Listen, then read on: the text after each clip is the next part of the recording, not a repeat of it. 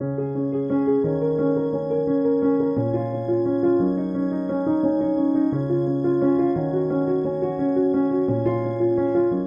हम जानते हैं कि इसका जो रूप हमको देखने को मिलता है, यानी जो मैनिफेस्टेशन होता है, वो हम साधारण भाषा में हाथी पाँव बोलते हैं, वैसे एलिफेंटियासिस बोलते हैं उसको।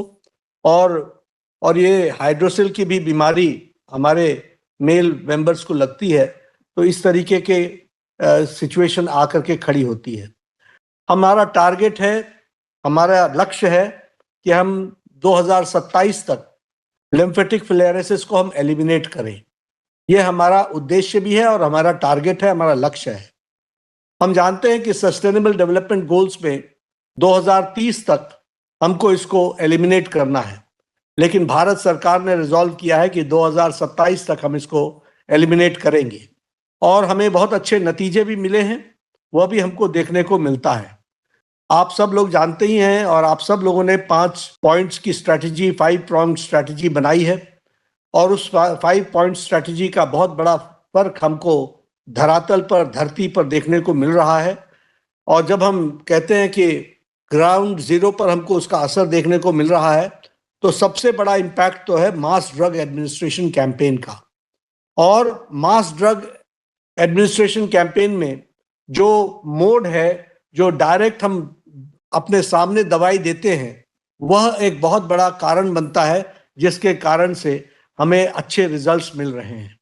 हमें इसके साथ साथ अर्ली डायग्नोसिस करने की आवश्यकता है और अर्ली डायग्नोसिस के साथ साथ उसके मैनेजमेंट में हमको पूरी ताकत लगाने की जरूरत है। और इसके साथ साथ एक इंटीग्रेटेड वेक्टर कंट्रोल का भी हमको स्ट्रेटजी बनाने की जरूरत है। हम इंटीग्रेटेड वेक्टर कंट्रोल करें और इसमें लाइन मिनिस्ट्रीज के साथ भी बातचीत करना और एक सभी लोगों को साथ लेकर के करेंगे तो अच्छा रहेगा, ऐसा मुझे लगता है।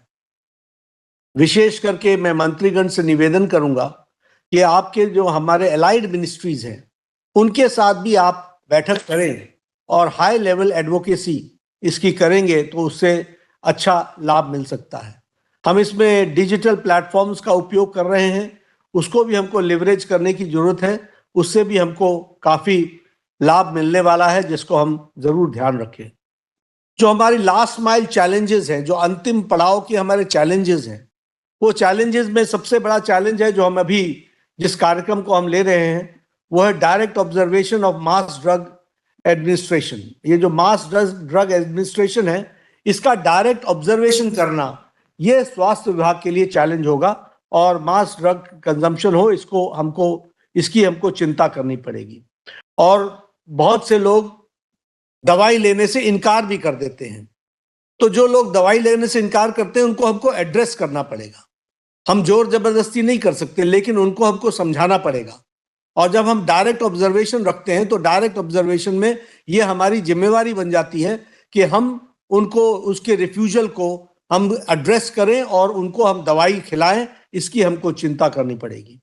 उसी तरीके से इन बीमारियों के साथ साथ जो अन्य बीमारियां लगती हैं या अन्य बीमारियां होती हैं, उसको भी उसके भी मॉर्बिडिटी के मैनेजमेंट को हमको एड्रेस करना पड़ेगा और डिसेबिलिटी के प्रिवेंशन के लिए भी हमको काम करना पड़ेगा। और जब हम डिसेबिलिटी की प्रिवेंशन की बात करते हैं, फिर चाहे वो हाइड्रोसिल का ऑपरेशन हो, फिर चाहे वो दवाइयों का डिस्ट्रीब्यूशन हो, सारी चीजों को हमको देखना पड़ेगा। और इसमें एक निवेदन मेरा जरूर है कि आयुष्मान आरोग्य मंदिर एक बहुत बड़ी भूमिका अदा कर सकते हैं for early detection and for early medicine, उसको देने के लिए उसमें वो बहुत बड़ी भूमिका अदा कर सकते हैं।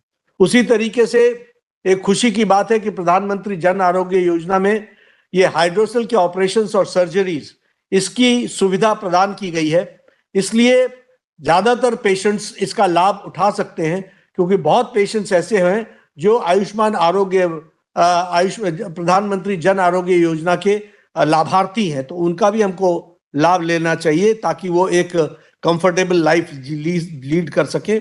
इस बात की हमको चिंता करनी पड़ेगी। आज जब हम यहाँ पर स्वास्थ्य मंत्री इकट्ठे हुए हैं तो सिर्फ 12 स्टेट्स के हुए हैं, क्योंकि ये 12 स्टेट्स में ही विद्यमान है और 124 डिस्ट्रिक्ट्स में और 719 ब्लॉक्स में।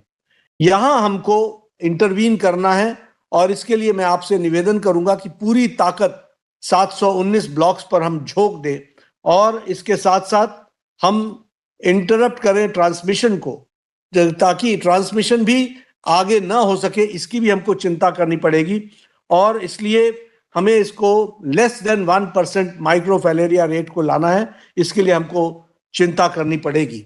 अभी जब हम 2 सप्ताह के लिए इस कार्यक्रम को ले रहे हैं तो 2 सप्ताह में हमको 100% कंजम्पशन की जो हम मेडिसिन है उसके बारे में हमको सोचना पड़ेगा।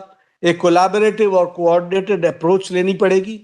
Whole of the government approach के साथ साथ whole of the society approach को भी लेना पड़ेगा। हमें समाज को साथ बांधना पड़ेगा। और समाज की बात जब मैं करता हूं तो मैं आपसे निवेदन करूंगा, जो मैंने सभी मंत्रीगण से भी कहा है, आप इसकी विशेष चिंता करें। सभी एमएलएज, सभी मंत्री, सभी जिला परिषद के सदस्य, पब्लिक रिप्रेजेंटेटिव्स, इनको हमको इन्वॉल्व करना पड़ेगा। 719 ब्लॉक्स में हमारे जो पंचायत प्रधान हैं उनको इन्वॉल्व करना पड़ेगा। जो हमारे पंचायत प्रधान हैं उनको हमको पूरी तरीके से सेंसिटाइज करना पड़ेगा। और अगर उनका एक्टिव पार्टिसिपेशन होगा तो निश्चित रूप से हमको इस काम में लाभ मिलेगा। मैं ज्यादा आपका समय नहीं लूंगा। आज ये मास ड्रग एडमिनिस्ट्रेशन का 2 सप्ताह का कार्यक्रम इसको लॉन्च किया गया है। मैं इसके लिए आपको शुभकामनाएं देता हूं और आपसे मैं निवेदन करता हूं कि आप पूरी ताकत से 2 सप्ताह इस पर काम करें और जो 2027 का हमारा टारगेट है, हमारा लक्ष्य है, उस लक्ष्य को पूरा करने में आप सब अपना योगदान दें। इन्हीं शब्दों के साथ मैं अपनी बात को विराम देता हूं और आप सबको इस फाइलेरिसिस के लड़ाई में जो आप लोगों ने शिरकत की है और इस कार्यक्रम में बैठक में वर्चुअली जुड़े हैं, आपका स्वागत, अभिनंदन और धन्यवाद। इन्हीं शब्दों के साथ बहुत बहुत धन्यवाद।